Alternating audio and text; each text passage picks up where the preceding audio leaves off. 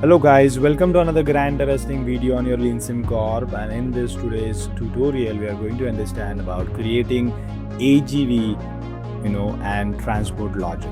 So we are going to use AGVs to transport material from one location to another. We are going to understand about AGV paths, AGVs, routing, and many more stuffs.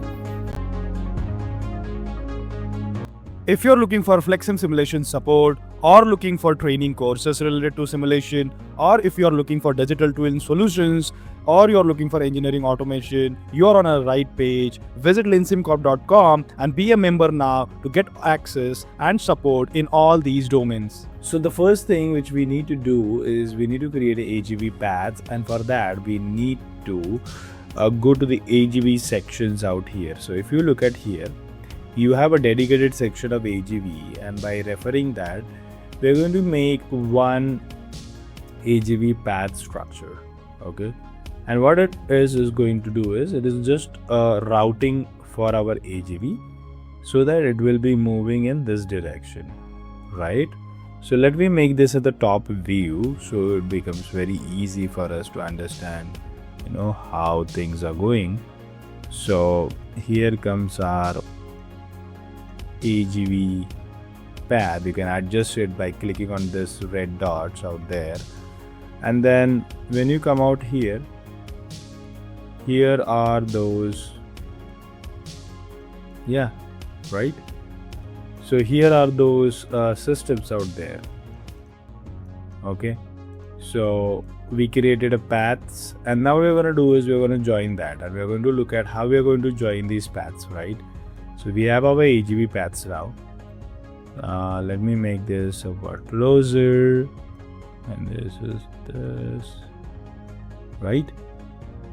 Okay, now what we're going to do is we are basically going to join these areas. So you need to do what? You need to click on the join path and click on the directions. You need to keep in mind the directions. Okay, now this goes, the arrow goes downward, this goes towards right, so we need to click this way, and then we come here, and then we come here.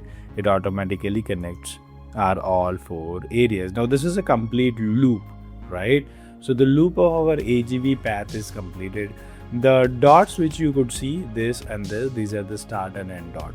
So the direction of the arrow you need to look at. So this is the start and this is the end for this, because whenever, say for example, you want to adjust the coordinates, you need to know what start and what end is, and then you need to put in the coordinates in order to do that. Great. So we have created the straight paths now, and we have joined the paths as well.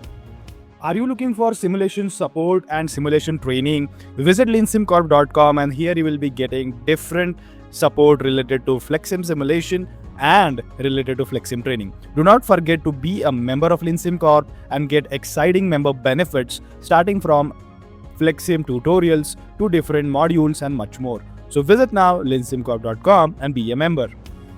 The next thing now for us is to add and connect 3D objects to the network. And what we're going to do in this step is we are going to have a queue that will act as a hospital's unloading dock, where it will eventually receive shipments, right? And which is going to act as a medical supplies and clean laundry. Then what we're going to do is we are going to have two processors, right?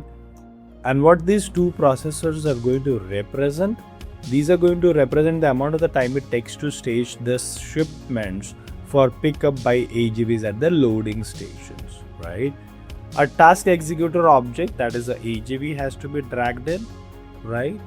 We are going to drag in an AGV out here from the task executors, and then what we need to do is we need to have a sink, which is going to be our drop off point, right? So I'm just putting here drop off point. Okay, and we are going to rename these now, and we are going to also learn a lot of tips which are not available anywhere about Flexsim modeling.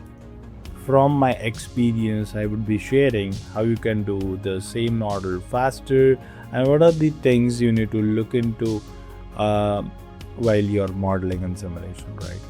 So here comes the staging one, And here comes the staging 2. We have 2 parallel stations out here, right? So here comes our stations.